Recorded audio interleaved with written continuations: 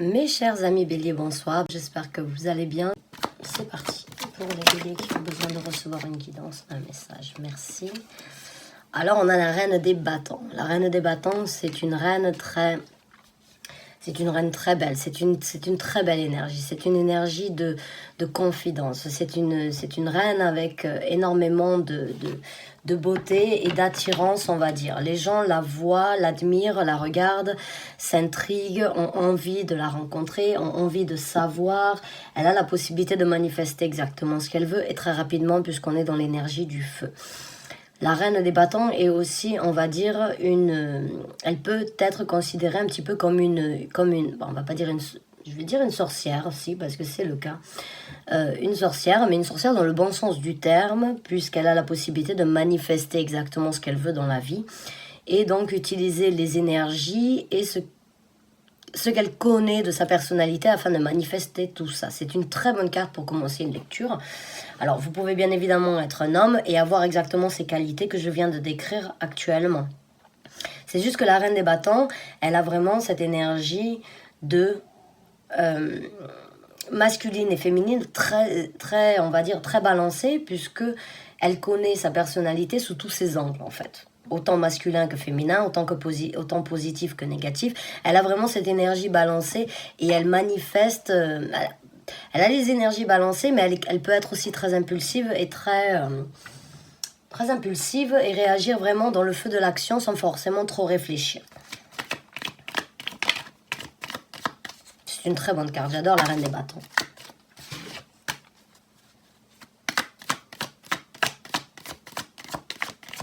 Elle est très attirante. Oh là là. Donc je vous ai parlé d'un certain équilibre. En fait, elle connaît sa personnalité exactement. Voilà, c'est la carte des amoureux. La carte des amoureux, ça peut bien évidemment parler d'une situation amoureuse ou bien d'un couple, mais ça parle surtout, pour moi, de faire le choix de se connaître, d'accepter qui nous sommes à 100%. C'est faire le travail, c'est un travail respectueux que l'on devrait tous et toutes avoir une fois dans notre vie, c'est apprendre à se refléter, apprendre à se connaître afin de s'aimer encore plus. Quand on ne s'aime pas ou quand on a certaines parties de notre personnalité que l'on n'aime pas, la meilleure façon de les apprécier, c'est de les affronter. Et la meilleure façon de les affronter, c'est passer par la carte des amoureux, c'est faire le choix de se respecter, de se découvrir, de s'apprécier, de s'aimer. C'est deux cartes extrêmement positives à mes yeux et dans mon ressenti actuellement. Mes chers amis béliers, c'est vraiment... ça me donne des frissons, je sens ouais, ça court dans les veines, on va dire. J'ai l'impression pour certains d'entre vous, vous réalisez vraiment certaines choses par rapport à vous, ou bien il y a une personne dans votre vie qui se présente, qui vous fait donc vous apprécier vraiment à 100% et apprécier même vos propres défauts, ou bien vos propres imperfections, ou bien... Quoi qu'il en soit, il y a ce travail, vraiment la carte des amoureux, c'est le travail que l'on se donne ou bien le respect que l'on acquis par rapport à sa personnalité, par rapport à ce que l'on doit apprendre de soi-même. Comment s'apprécier, comment s'aimer, comment s'adorer pour pouvoir aimer et adorer les autres. On a le 10 d'épée. Le 10 d'épée dans ce tarot-là, c'est vraiment une carte que j'apprécie énormément. C'est une libération. C'est une libération puisque c'est un viking qui meurt au combat et derrière il y a un cheval avec Freya et ici il y a son âme. Donc là, vous la voyez, elle monte. Freya est donc la déesse Valkyrie, viking, qui vient récupérer l'âme des vikings morts au combat afin de les amener donc au Valhalla, qui est donc l'équivalent de notre paradis.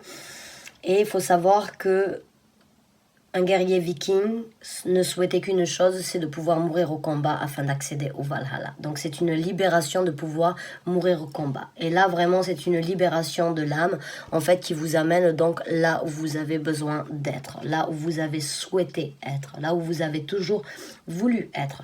Encore une fois, elle passe énormément avec donc la carte des amoureux dans le sens où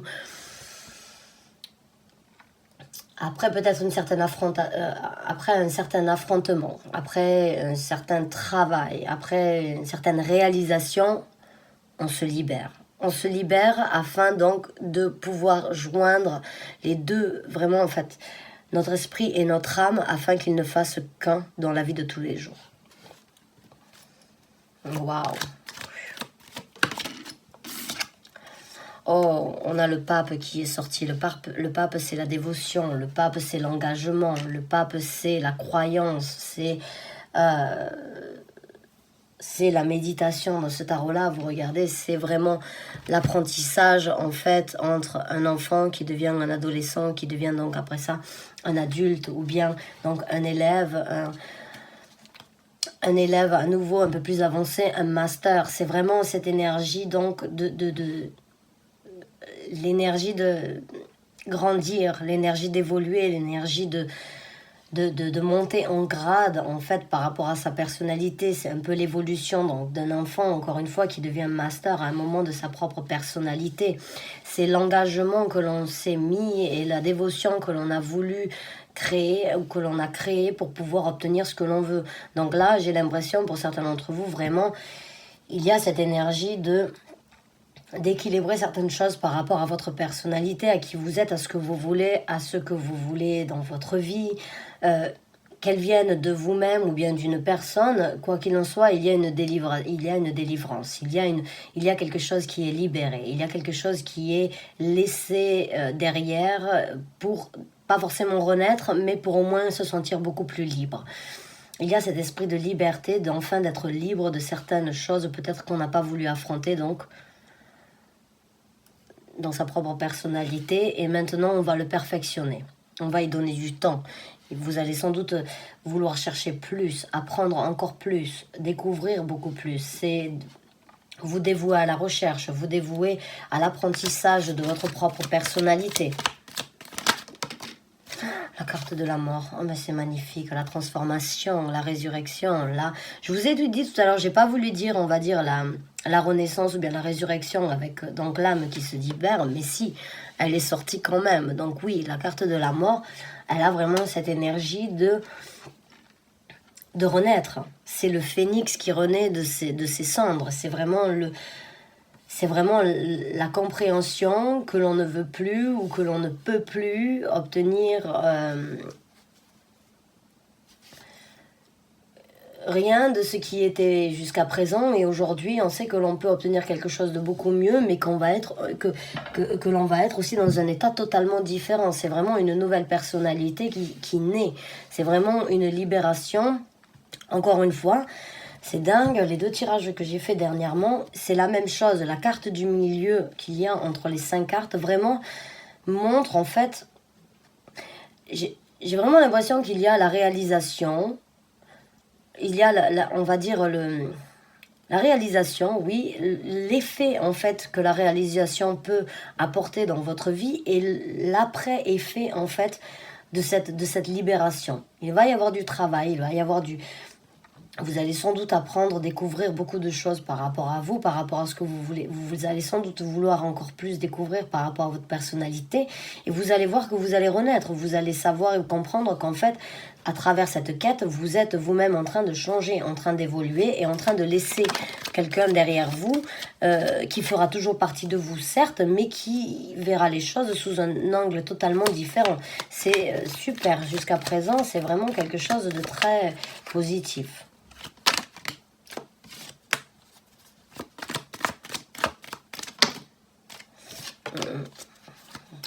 Maximum une. Merci. La princesse des coupes. La princesse des coupes. Ça vous donnera sans doute la possibilité de vous épanouir émotionnellement d'une façon totalement différente. Parce que la reine des coupes, le valet des coupes dans ce tarot-là a vraiment ce côté très enchantant. Elle a vraiment cette énergie très, très belle, très innocente. On se laisse un petit peu porter par les émotions. On se laisse un petit peu porter par l'air du temps. On se retrouve sans doute beaucoup plus, on va dire, jeune, avec une nouvelle énergie, avec des nouvelles envies, avec une nouvelle vision sur les choses. Donc on prend les choses beaucoup plus à cœur, puisqu'on se redécouvre, on renaît. Donc c'est cette énergie vraiment de se diriger vers de nouvelles émotions, mais tout en étant un petit peu, on va dire, je dirais pas naïf ou ébahi, mais c'est quand même cette énergie vraiment innocente de se laisser porter par l'air du temps, d'être enchanté et en plus de ça, d'enchanter des gens autour. Le 7 de coupe. Oh, c'est super. Alors, le 7 de coupe, bon, dans ce tarot-là, c'est la multitude d'opportunités. Ce n'est pas les confusions, puisque c'est un sona grec, où c'est qu'il y a énormément donc d'hommes nus qui donc se donnent qui passent, on va dire, qui font attention les uns aux autres, qui prennent soin les uns des autres, qui se donnent donc de l'amour mutuel, qui se donnent donc de la passion, des émotions, et c'est vraiment cette énergie donc bleue avec toutes ces coupes dorées et ces hommes vraiment dessinés, on va dire, vraiment comme des statues grecques. Il y a vraiment cette énergie un petit peu d'extase dans cette carte. Il y a l'énergie de l'extase émotionnelle, en fait, de la multitude d'émotions qui peuvent se présenter. Et quand je l'ai en dessous des amoureux, j'ai l'impression vraiment comme quoi, en fait, vous allez vous découvrir de nouvelles émotions ou bien des choses que vous n'avez peut-être pas voulu accepter jusqu'à présent, que vous n'avez peut-être pas voulu affronter, mais qui faisaient partie de vous, que vous avez juste laissé derrière vous. Et j'ai l'impression que vous allez les laisser sortir et que vous allez donc pouvoir être dans cette énergie un petit peu vraiment d'extase avec vous-même. Waouh!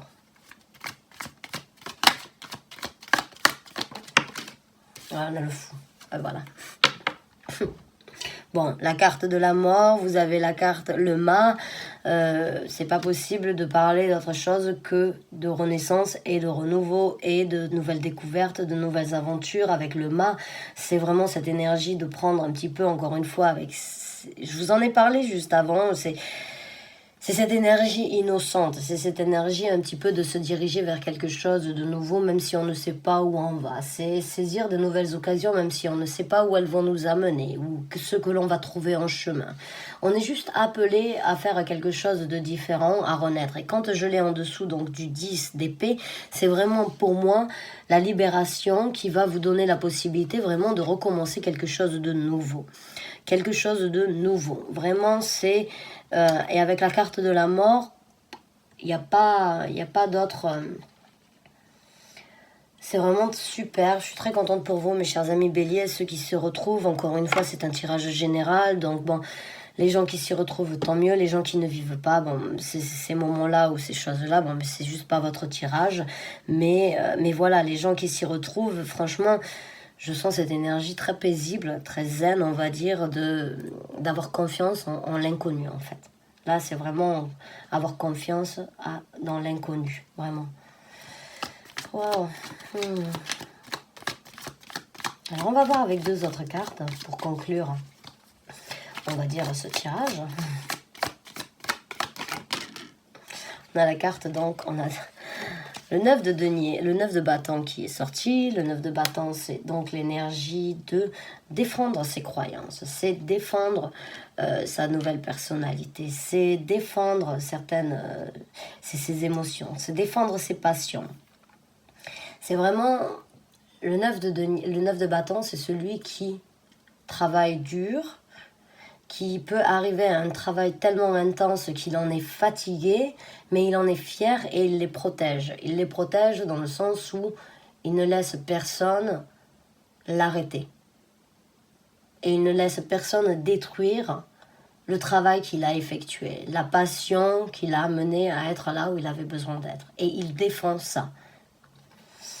Maintenant, vous avez la reine des bâtons, des deniers qui est sortie. La reine des deniers, c'est vraiment l'énergie la plus ancrée. J'ai vraiment l'impression, je vous ai parlé d'une zénitude, je vous ai parlé de cette énergie, en fait, que je sentais vraiment zen, et avec le pape, c'est la même chose. Il y a deux cartes vraiment qui me font penser à la méditation, au yoga, à la spiritualité, qui me font vraiment penser à cette énergie, d'ancrer ces énergies, de savoir exactement là où on va, comment on va réagir, comment on va agir dans chaque situation, puisqu'on réfléchit à chaque situation, on se connaît, on connaît le pour, le contre.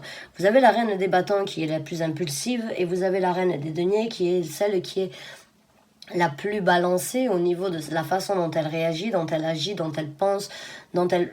Il y a vraiment ce travail, en fait, à l'intérieur de la Reine des Deniers, qui est, en fait, le savoir et la connaissance de sa personnalité dans toute et chaque situation qui se présente. Elle connaît ses actes, tout n'est pas médité, mais, enfin, tout n'est pas, on va dire... ce n'est pas quelque chose qu'elle fait... on va dire, comment je vais m'expliquer ça? Là, j'ai du mal à m'expliquer. C'est pas calculé, je dirais. C'est juste... c'est pas prémédité, voilà, c'était le mot que je cherchais. Ce n'est pas prémédité, c'est juste qu'elle se connaît. Voilà, elle connaît ses réactions, elle sait ce qu'elle a vécu, elle sait comment elle a réagi dans chaque situation et elle continue à travailler ça. Donc elle finit très ancrée, elle a une couronne très stable, très lourde, mais très stable. Elle a une responsabilité, elle a une multitude de possibilités de partager, de donner, de recevoir, d'échanger avec les gens, puisqu'elle a vraiment cette énergie donc très de reine hindoue, donc, ou bien de dieu, de déesse hindoue. C'est vraiment cette énergie de reine de denier prospère, qui ne manque de rien et qui vraiment se connaît. Quand je l'ai en dessous de de la mort, de la carte de la mort, je pense vraiment que c'est le but final que vous allez pouvoir acquérir si vous le voulez. J'ai l'impression que vous êtes un petit peu dans cette énergie très passionnée, très impulsive peut-être dans votre vie, ou bien très, on va dire, très déterminée à obtenir quelque chose, très déterminée peut-être à vouloir finir cette quête, quoi qu'il en soit. Il y a vraiment cette énergie, donc de commencer avec une énergie, de passer à travers différentes choses, vraiment. Après la carte de la mort, j'ai vraiment cette énergie de zénitude ici qui est complètement différente, et le savoir-faire, la connaissance de sa personnalité, ou bien de la renaissance qui vient de se présenter à vous. Donc mes chers amis béliers, waouh, encore une fois c'est un tirage général. Prenez ce qui résonne avec vous, laissez le reste de côté, tout le monde ne va pas s'y retrouver. Ne soyez pas énervés, ne me mettez pas des commentaires, on va dire, méchants, juste parce que je n'ai pas raconté votre histoire ou je ne vous ai pas apporté le message. Pour ceux qui s'y retrouvent, vraiment toutes mes félicitations. Continuez sur cette route, profitez, découvrez, recommencez, partez à l'aventure, apprenez et vraiment profitez de qui vous allez devenir, et c'est super. C'est super, j'en suis ravie. Je vous remercie du fond du cœur d'avoir regardé cette vidéo. Ça a été un plaisir pour moi de vous apporter ce message. Je vous dis à très bientôt et bonne fin de journée à vous. Merci encore, à bientôt.